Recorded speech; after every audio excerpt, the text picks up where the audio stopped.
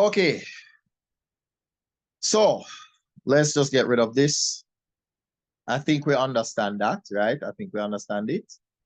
Now the situation with the minus is very intriguing and interesting, because when it goes on the opposite side, let me just make this easier for everybody. This equal sign is going to come right there. When it happens, the plus sign will become a minus sign, right? Now, why would I say that?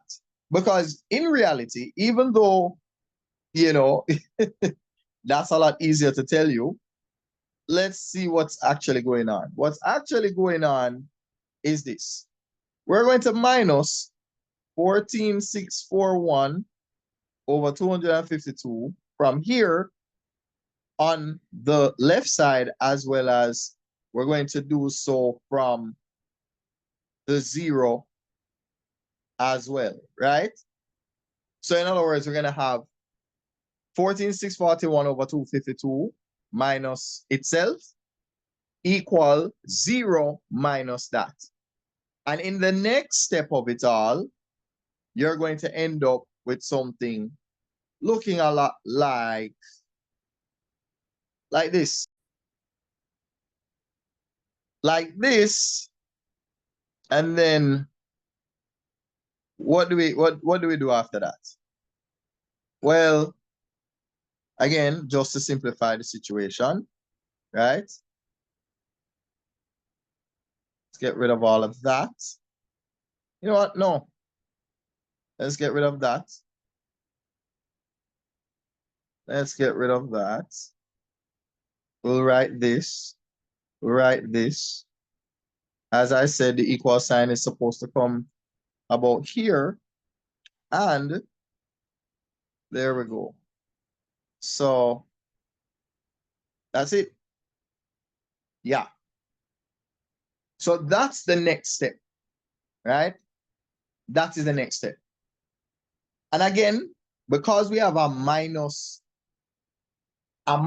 a as a coefficient of x squared, with these particular types of quadratic equations, we have to be very careful. Because you notice, I made a slight error in explanation regarding the left side in terms of the expansion, because if you notice, I had 23 over 63 twice instead of 23 over 126. No, you cannot reduce 46 over 63 and get 23 over 63. You can reduce 46 over 126 to get that. So therefore, sometimes you can catch yourself. So you know, okay, wait a minute. I'm not going to use the middle term. I'm going to use the far term on the left and the far term on the right, meaning I'm going to use this here and I'm going to use this here. Yeah? I square root that to get this. I square root that to get this. Yeah? So therefore, there are no, you know? So sometimes you can make those little reference points, right? So square root this to get this. Square root this to get this, right? And then put them in the same bracket beside each other, and it simplifies everything. Yeah? All right. So what do we do after this? Well, to make a long story short, we are going to divide both sides by minus 63, right?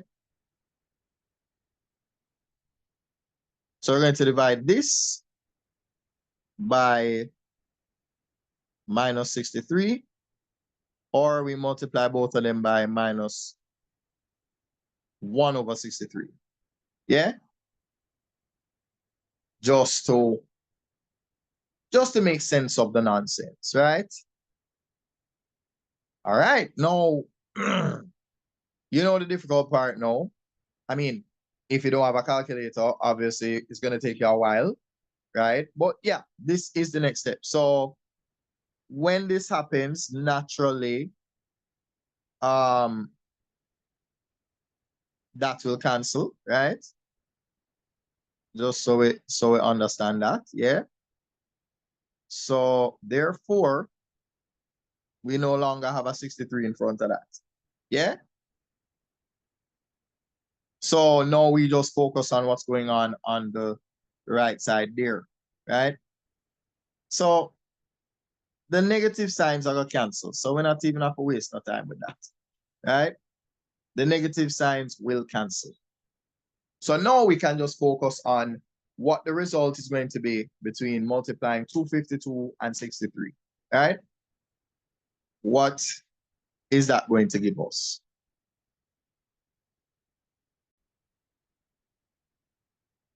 Okay, so you notice we did a time skip, right?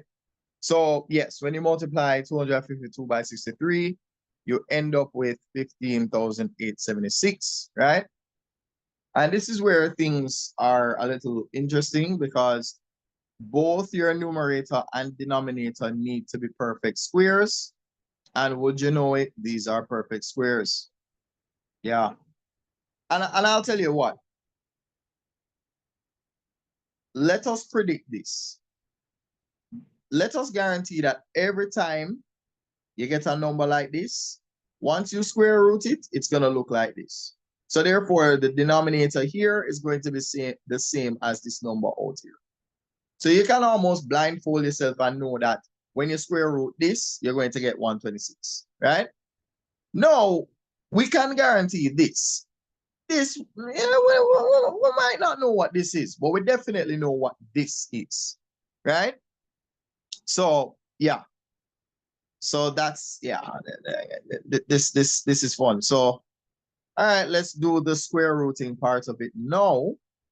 I wonder what I'm going to use. What color am I going to use for that square root? What can I use? Why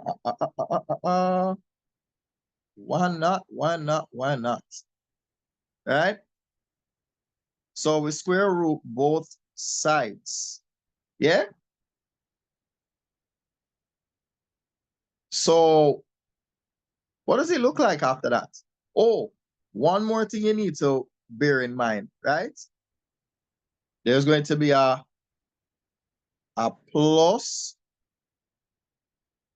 or minus sign in front of that result of the square root, right? So don't forget that, because the square root of every number gives you both a positive and negative version of that same number. So therefore, the square root of 64 is plus 8 and minus 8, or you could say or minus 8. Because minus 8 times minus 8 is 64. Positive 8 plus. Yeah, minus 8 times minus 8 is plus 64. Positive 8 times positive 8, again, plus 64, right? Yeah, so that's an example. That is the reason why that sign is always placed in front of every square root, yeah?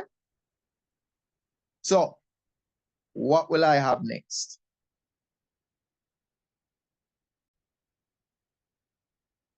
Okay, here we are. So, the result of this is a plus or minus 121 over 126, right? So naturally, what happens next is that we are going to minus 23 over 126 from the left. And we're also going to do the very same thing from the right.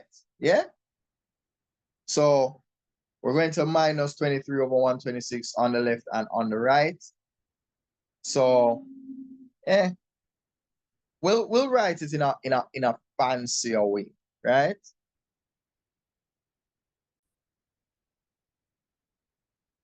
Okay, so here are the two possibilities. You have a positive 121 and a negative 121, which means you can either subtract 23 from 121 or add 23 to 121. But you can only add 23 to 121 on the condition that both of the numbers are negative, right? So therefore, on one hand, you're going to have x is equal to, let's see, oh, look at that, 144 over 126, except in this case, negative. Yeah? Now, we have a big OR for that, right? We'll have a x is equal to, so let's see, 21 from 21, minus 21 from 121, you have 100.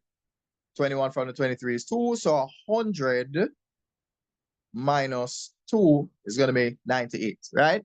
So we're going to have positive 98 over 126, right? There we go. So let me actually try and give that some. Oh, yeah, I didn't want that. There we go. Yeah, I think we're finally there. We're finally there. Yeah. No, we can start. Well, I think we could have started from a long time, but this is the way I chose to do it, right? So we can reduce 144 over 126, right? We can do that. And 98 over 126. So if I divide 126 by 3, what number do I say? I say 3 times 42, right? Okay. So seeing that we're done with all of the fun stuff up here, let's just get rid of all of that because I have a lot of screenshots with all of that, right? So we're not missing anything, right? So let's have fun attempting to reduce 144 over 126, right? And as usual, for me, what am I going to do? I'm going to use 2, 2, 2, 2, 3 by 3. And then let's see, we said 3 times what? 2 by 3 by 7. There we go. So let us have fun with that now. So we'll have a 2 by 3 by 3 and a 2 by 3 by 3. So the HCF of both of these numbers is going to be 18, right? Right, correct. Therefore,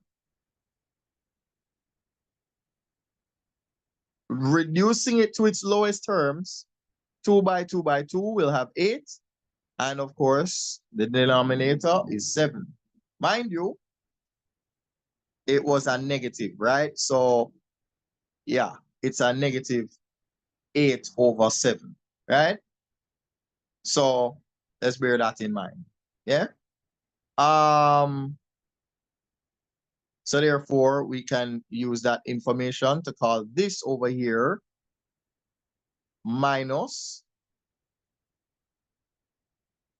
8 over 7, right? So okay, let's switch it up now. All right, so let's move all of that. We already know this answer already.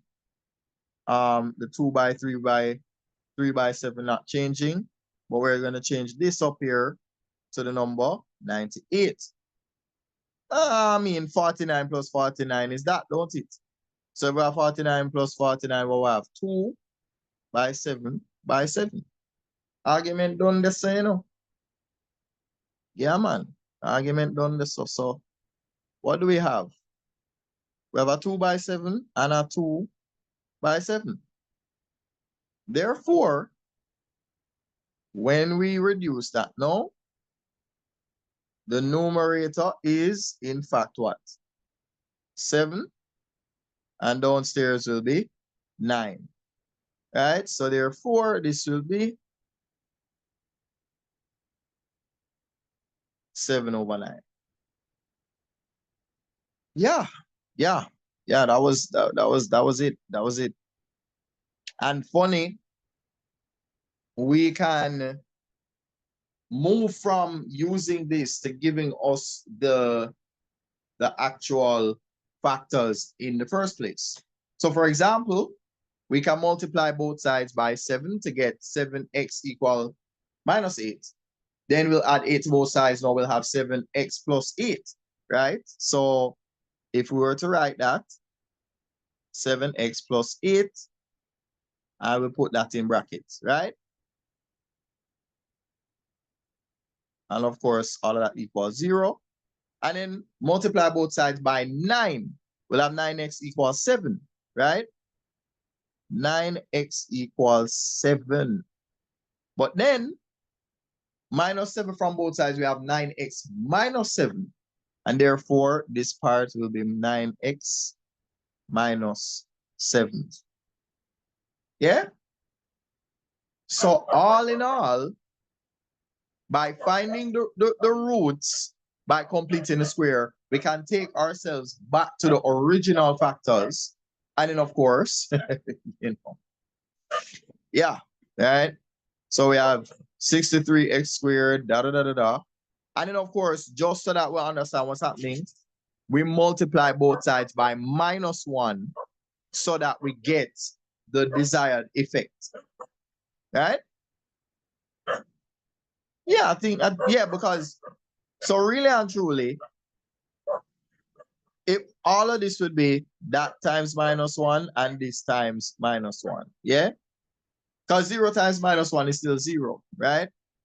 So therefore, that is what this would, that's what this would be for sure, right? So the factors are correct, but because we want to bring it back to the negative ax squared that it was in the beginning, we have to multiply the entire thing by minus. So we multiply the left and the right by -1 for everything to be correct. At least consistent with the original question that we got. Yeah? So, I mean, you know, that was just for exploration. But in reality, this that you're looking at right here, right? Meaning this and this. Yeah, these two were the main point of the story. Yeah? So I think this was a good exploration. Let me not bore you. We can tackle another question similar to this and see where we go with it. So again, thanks for helping me to stay on track. I just still learn the Likkle maths. And this is not so Likkle maths, but you know, some of us have problems with it. Some of us don't, but let's go.